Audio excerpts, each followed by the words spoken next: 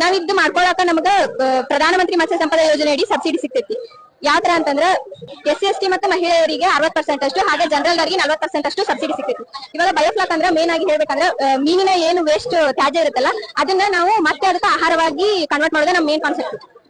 ಇವಾಗ ಯಾವ ತರ ಅಂತಂದ್ರೆ ನಾವು ಸಬ್ಸಿಡಿ ತಗೋಬೇಕಂತಂದ್ರೆ ಸ್ಮಾಲ್, ಮೀಡಿಯಂ, ಲಾರ್ಜ್ ಆತರ ನಾವು ಟ್ಯಾಂಕ್ ಅನ್ನ ಕನ್ಸ್ಟ್ರಕ್ಟ್ ಮಾಡ್ಕೋಬೇಕಾಗಿತ್ತು. ಇವಾಗ ಸ್ಮಾಲ್ ಅಂತಂದ್ರೆ 7 ಟ್ಯಾಂಕ್, ಮೀಡಿಯಂ ಅಂತಂದ್ರೆ 25 ಟ್ಯಾಂಕ್, ಹಾಗೆ ಲಾರ್ಜ್ ಅಂತಂದ್ರೆ 50 ಟ್ಯಾಂಕ್ ಆತರ ಕನ್ಸ್ಟ್ರಕ್ಟ್ ಮಾಡ್ಕೋಬೇಕು. ಇವಾಗ 1 ಟ್ಯಾಂಕ್ 4 ಮೀಟರ್ ಅಷ್ಟು ಡಯಾಮೀಟರ್, 1.5 ಮೀಟರ್ ಅಷ್ಟು ಹೈಟ್ ಇರುತ್ತೆ.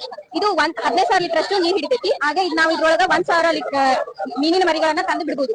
ಇದಕ್ಕೆ ನಾವು ಇನಾಕ್ಯುಲಮ್ ಪ್ರಿಪೇರ್ ಮಾಡ್ಕೋಬೇಕು. ಯಾವ ತರ ಅಂತಂದ್ರೆ 150 ಲೀಟರ್ ನೀರಿಗೆ 3 kg ಅಷ್ಟು ಕೆರೆ ಮಣ್ಣು, 30 ಗ್ರಾಮ್ ಅಷ್ಟು ಕಾರ್ಬನ್ ಸೋರ್ಸ್ ಆಗಿ ಬೆಲ್ಲ ಆಗಿರ್ಬೋದು, ಮಲಾಸಿಸ್ ಆಗಿರ್ಬೋದು, ಇಲ್ಲ ಅಂತಂದ್ರೆ ಗೋಧಿ ಹಿಟ್ಟನ್ನ ಹಾಕೋಬೇಕಾಗ್ತೈತಿ. ಹಾಗೆ 1.5 ಗ್ರಾಮ್ ಅಷ್ಟು ನೈಟ್ರೋಜನ್ ಸೋರ್ಸ್ ಆಗಿ ಯೂರಿಯಾನ್ ಹಾಕ್ಬೇಕು. ಅದ್ ಹಾಕ್ಬಿಟ್ಟು ಒಂದ್ 2 ದಿನ ಅದು ಪರ್ಮೆಂಟ್ ಆಗಕಂದ್ರೆ ಕಳೆದಕ್ಕೋಸ್ಕರ ಬಿಡ್ಬೇಕು. ಆಮೇಲೆ ಅದು ಪಾಚಿ ಕಲರ್ ಬರ್ತೈತಿ. ಅದನ್ನ ತಂದು ನಾವು ಈ ಸಬ್ ಟ್ಯಾಂಕಿಗೆ ಹಾಕ್ಬೇಕು. ಹಾಕ್ಬಿಟ್ಟು ಅದ್ ಹಾಕಿದ ನಂತರದ 1 ವಾರದಲ್ಲಿ ನಾವು ಮೀನಿನ ಮರಿಗಳನ್ನ ತಂದು ಇದ್ರೊಳಗ ಬಿಡ್ಬೇಕು. ನಾವ್ ಇದ್ರೊಳಗ ತಿಲಾಪಿಯಾ, ಮರಲ್ಲು, ಕಾರ್ಪು, ಪಂಗೇಶಿಯಸ್ ಮೀನುಗಳ ಸಾಕ್ಬೋದು. ಇವಾಗ ಹೆಚ್ಚಿಗೆ ಡಿಮ್ಯಾಂಡ್ ಇರೋದ್ರೆ ತಿಲಾಪಿಯಾ ಮತ್ತು ಮರಲ್ಗೋಸ್ಕರ. ರೈತರು ಜಾಸ್ತಿ ಬೆಳೀತಾ ಇರೋದು ಇದನ್ನಾಗಿರೋದ್ರಿಂದ ನಾವು ರೈತರಿಗೆ ತಿಲಾಪಿಯಾ ಮತ್ತು ಮರಲ್ಲನ್ನ ಸಾಕ್ರಿ ಅಂತಂದು ಹೇಳಕತ್ತೀವಿ. ಇದು ಈ ತರ ನಾವು ಮಾಡ್ಕೊಳ್ಬೇಕು.